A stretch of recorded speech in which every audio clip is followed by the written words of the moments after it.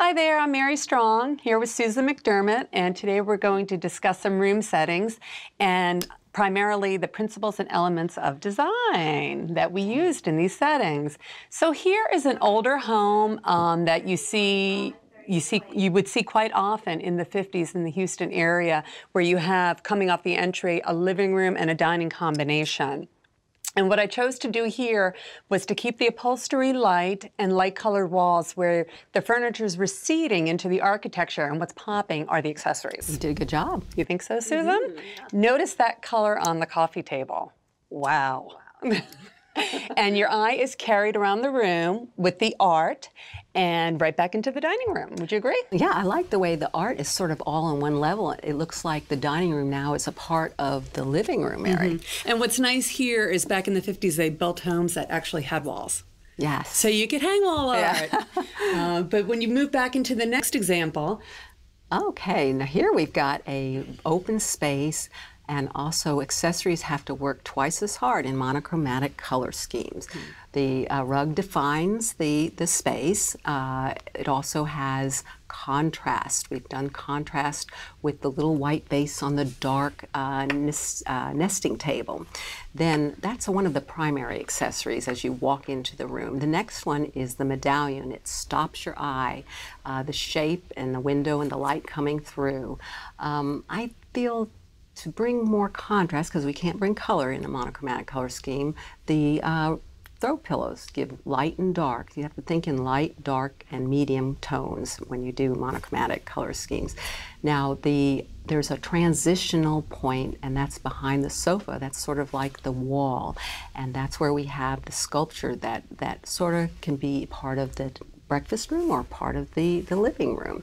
Our breakfast room has a nice strong vertical picture that mirrors the windows in the living room. It also defines that breakfast space. It has the same color as this very subtle soft blue in the chairs.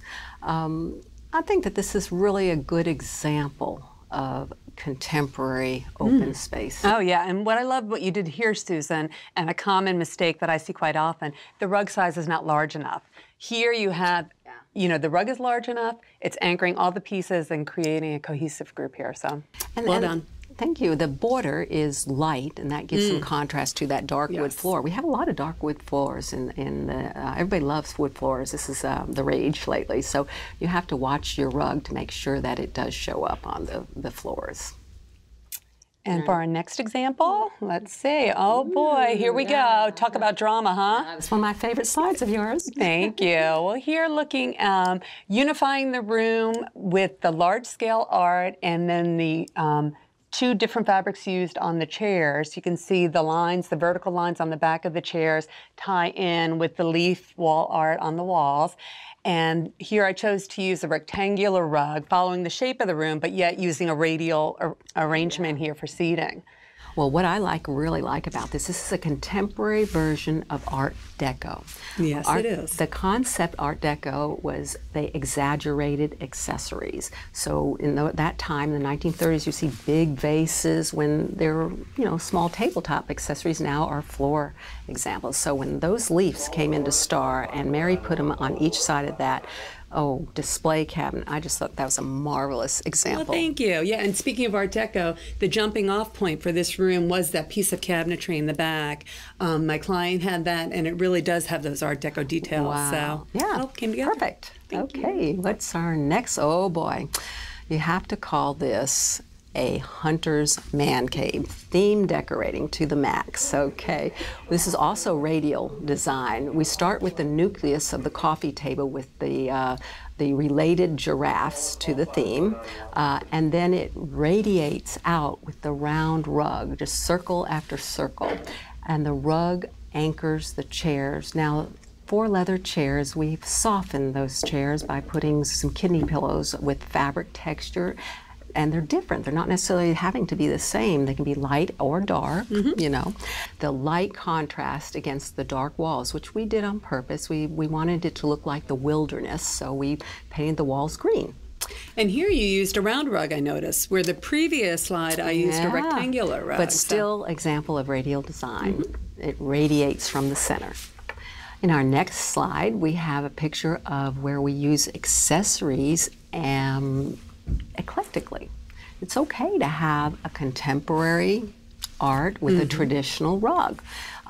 Usually when you mix accessories like this, you have a predominant theme in the room. The room is traditional with small amounts of contemporary or vice versa. What I see here is it's all unified by color, by the use of color, Susan. The color coming out of the rug and drawing your eye up into the bookcases on either side, flanking the sofa, onto the wall art, and then right onto the coffee table. And those are awfully contemporary vases, aren't they? Yes, they are. On that coffee, on that trunk. That's very traditional trunk, yeah. The bookcases are also designed very nicely as well. You just can't put accessories anywhere. So they've spotted the little white color around the accessories, a little bit of the what do you call it? The blanket or throw, Mary? Oh yes, I missed the throw. Yes, yeah, yes, right, Susan. and the color is also picked up in the bookcases. All very well thought of.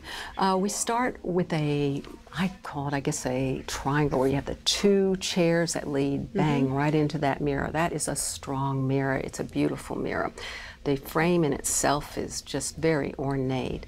Well, when we have the mirror hung, all of a sudden the light sofa looked lightweight. What happens is in design, you should have your heavier items on the bottom and the top should have your lighter items. But what I think works is that the mirror has that open filigree work. Yes. So yes, it's large in scale, and it needs to be balanced with the darker pillows on the sofa. Yes. But that filigree keeps it lighter. Definitely the darker pillows of what made that mirror work. And it's a faux fur, so it gives a nice textural concept that also adds weight and strength that draws your eye to the darkest color in the room, which are the pillows, and then up to the mirror. And then you're thrown back in the mirror by the rug. The rug has the same pattern as the mirror and it's the same value. So the rug and the mirror pull together and relate. Yeah, they seem to almost mirror each other. Then we have the balance, the asymmetrical balance going on each side of the sofa, and that's the banana plant, loose like the shutters and simple. And then the more traditional pedestal on the right with the picture that gives enough weight to balance the banana plant. And here's a window that I don't think needs any further treatment. Yes, Yeah, I think the architectural shutter is just the right touch. We hope you enjoyed this segment. For more design tips, follow our blog at furniturepolished.com.